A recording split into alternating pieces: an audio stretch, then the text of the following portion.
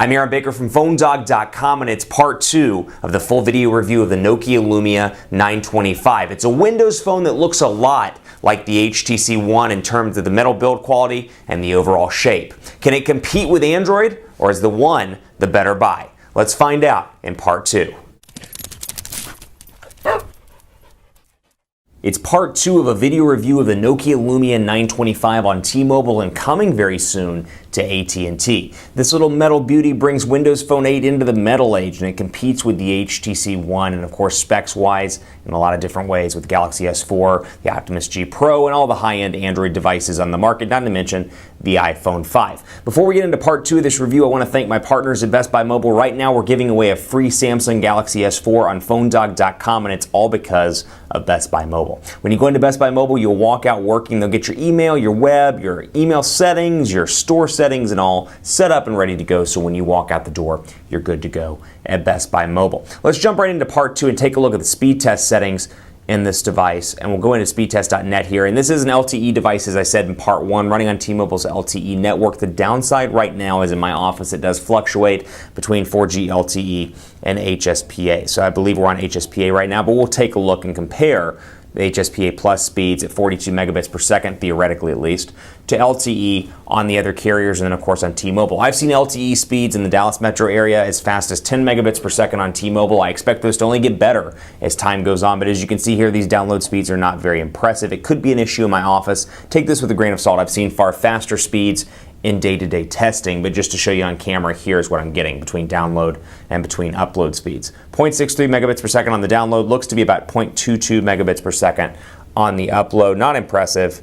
0.14, even slower. Not impressive here, but you can see HSPA plus as 4G, and then of course when it switches to LTE, as you'd expect, it's running on 4G LTE. Let's take a look at the camera here. 8.7 megapixel camera. We've got a suite of applications or a suite of lenses pre-installed out of the box. I should point out that out of the box, ProCam is not installed, but what you do have installed, Bing Vision, Panorama, Cinemagraph, and SmartCam as well. Now ProCam is one of my favorites, but we'll jump into SmartCam, for example, and show you what it looks like out of the gate here. I can hold the phone steady and snap a quick picture. That was not holding the phone steady. But the Moto Skip, for example.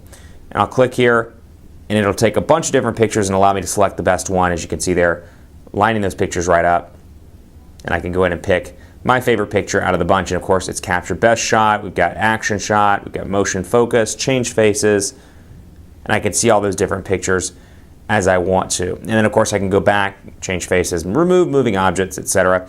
I'll go back here into the regular camera and jump right over to that lens, and you can change this in the settings if you want to start with another lens out of the box. For example, you don't want to use the stock camera app, you want to use Nokia ProCam, you can set that and change that in the settings. So we'll go into ProCam here, very similar to what we've seen on the Nokia Lumia 1020, including the ability to manually change ISO, white balance, and all that using this nifty little guide right here. So I can move stuff around. Does not mean to snap that picture. I can move my focus around if I want to. I can change my ISO, I can change my white balance, and more. Or I can just click up here and see all that stuff set to automatic right now. So click here, for example, half press to focus, full press to take a picture. Really a nice camera application. This is a great camera as well, but I want to show you what the images look like here. Nokia ProCam.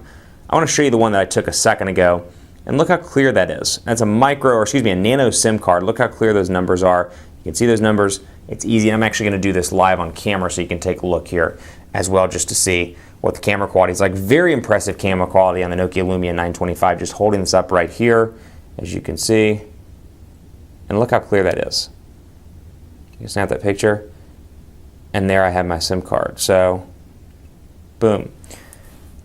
And swipe. Excuse me, I cannot swipe. This is the ProCam application, but you can see right there, really clean. You can see the ridges on the nano SIM card rather. You can even see the ridges in my finger as well, or fingerprint, as I like to call it. So overall call quality, very impressive here. The same gripes continue on a Windows Phone 8. I wish you had a physical battery or a numeric battery percentage indicator up top here, and I wish this stuff stayed up top permanently. It's part of Windows Phone 8's, Windows Phone 8's minimalistic strategy and keeping that stuff hidden.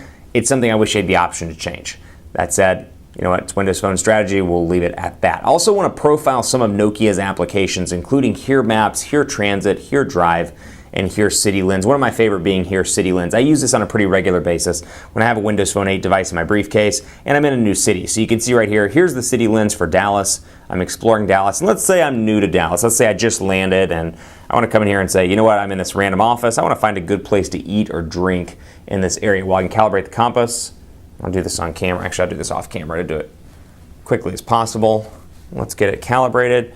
And you can see my different places to eat and drink within my office area here. And then of course when I go to portrait mode, it shows me those different options. And let me calibrate the compass again. I don't know why it's asking me to do that so many times. There we go. McDonald's, Pizza Hut, Organic Cafe, Taco Del Mar, and it gives me information on where to find those and how far away they are from the office. Another application that I really enjoy, and this is actually a stock Windows Phone 8 application, is, and let me find it here, is, where did it go? I cannot seem to find it. Where did it go? Transfer my data. Let's see. Let me see. LMN. Can't find it. Anyway, we'll skip right over into App Social. Maybe I uninstalled it on the Lumia 925, but it was here out of the box. Not sure why it's not showing up. But we'll jump over here to our next thing that I wanted to cover, which is App Social. And you can see here Spotlight, the leaderboard of applications, bunch of different options here. Unknown error. My profile, featured, hole-in-one. And I can click on that. It's a hole-in-one application. I can download, so kind of an app store within an app store, if you will, here with ratings and more. Golf Live, Golf Logic. I can see that 56 people have given it a total of 3 stars, or at least a mean of 3 stars, or an average of 3 stars rather. Caddy, Golf GPS, Let's Golf 2, and I can go through here and change and share lists as well. That's a pretty nifty little application. So all in all, the Nokia Lumia 925, a nice addition to the Windows Phone 8 family. What I like about this device is the build quality.